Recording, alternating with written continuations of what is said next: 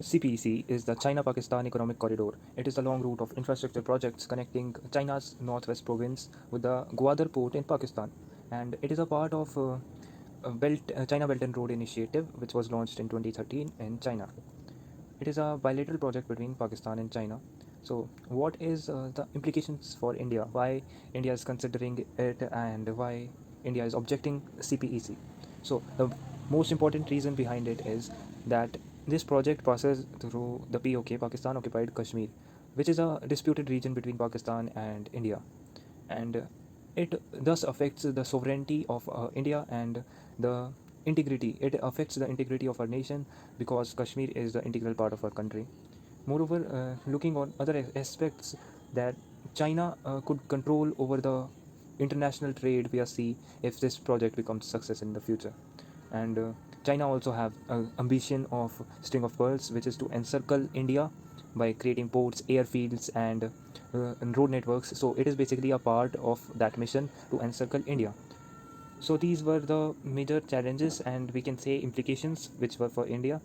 And now let's look at the how to tackle these challenges and what are the steps which we are currently taking. So India is the present member of Asia Africa Growth Corridor. It is basically India and Japan Economic Cooperation Agreement, in which India and Japan agreed to have trade, and it will definitely strengthen our ties and the trade through the Southeast Asia. India is also a part of Blue Dot Network, which is promoted by USA, and it is an alternative to the Belt and Road Initiative of China. It provides a route for trade, just like the Belt and Road Initiative of China provides a route for trade. So, what are the other initiatives which can help us tackle China? Are the INSTC, International North-South Transport Corporation. It was founded by Russia, Iran, and India together, and it is basically a route joining these countries: Russia, Iran, Azerbaijan, and India, and some other countries. And it is an alternative to the conventional route, which was from Russia to the passing through the Suez Canal and covering whole of the Europe, and then coming to the Asia.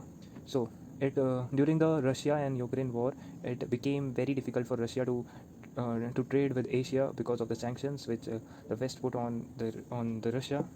So at that time, the INSTC provided a way and a bypass to that sanctions, because it allowed Russia to directly supply and directly trade with Asia, and it is also an economical route. So it is very vital in tackling China against the CPEC and the Silk Road of China.